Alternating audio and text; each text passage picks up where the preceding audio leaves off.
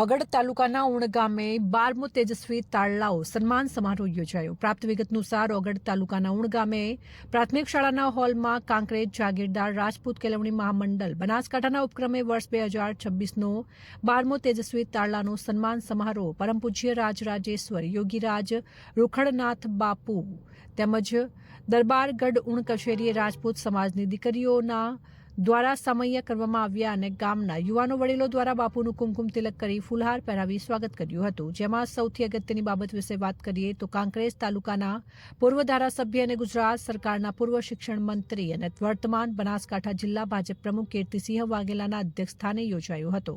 જેમાં સૌપ્રથમ દીપ પ્રાગટ્ય કરી કાર્યક્રમને ખુલ્લો મૂકવામાં આવ્યો અને પૂર્વ સરપંચ આકોલી ગાંડાજી વાઘેલા, કાંકરેજ વિભાગ રાજપૂત કર્મચારી મહામંડળના પ્રમુખ ઉદયસિંહ વાઘેલાએ ઉપસ્થિત રહી મહેમાનોનું શાબ્દિક સ્વાગત કર્યું હતું. આ પ્રસંગે કાંકરેજ તાલુકા જાગીરદાર રાજપૂત સમાજના પ્રમુખ કરણસિંહ વાઘેલા, થરા નગરપાલિકાના પૂર્વ પ્રમુખ પૃથ્વીરાજસિંહ વાઘેલા, પૂર્વ બનાસકાંઠા જિલ્લા ભાજપ મહામંત્રી ભરતસિંહ ભટ્ટેસરિયા, પૂર્વ જિલ્લા પંચાયત સદસ્ય પૂરણસિંહ વાઘેલા, સામાજિક અગ્રણી જેઠુબા વાઘેલા તેમજ પધારેલા મહેમાનો અને સામાજિક અગ્રણીઓ સહિત મોટી સંખ્યામાં રાજપૂત સમાજના યુવાનો અને વડીલો સહિત વિદ્યાર્થીઓ તથા વાલીઓ ખાસ કરીને ઉપસ્થિત રહ્યા હતા.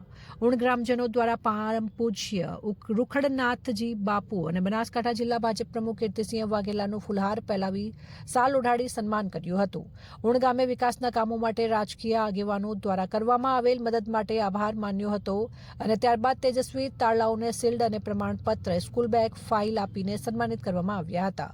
આ તમામ આયોજન માટે દાનવીર દાતાઓનું પણ સન્માન કરવામાં આવ્યું અને સમગ્ર કાર્યક્રમનું સંચાલન ગાંડાજી વાઘેલાએ કર્યું હતું. બ્યુરો રિપોર્ટ વાઘેલા ઇન્દ્રસિંહ સાથે હરિચંદ્રસિંહ વાઘેલા, કાંકરેજ. પ્રમુખ શ્રી, મહામંત્રી શ્રી અને એમની સમગ્ર ટીમને અભિનંદન આપું. આજના કાર્યક્રમમાં સમાજના દીકરા દીકરીઓએ શૈક્ષણિક ક્ષેત્રે, વ્યવસાયિક ક્ષેત્રે, સેવાકીય ક્ષેત્રે જે ઉત્કૃષ્ટ કામગીરી કરી છે એમને હું અભિનંદન આપું છું, શુભકામનાઓ પાઠવું છું. આવનારા દિવસોમાં આપ હજુ પણ વધારે પ્રગતિ કરો, સફળતાના શિખરો સર કરો એવી હાર્દિક શુભકામનાઓ પાઠવું.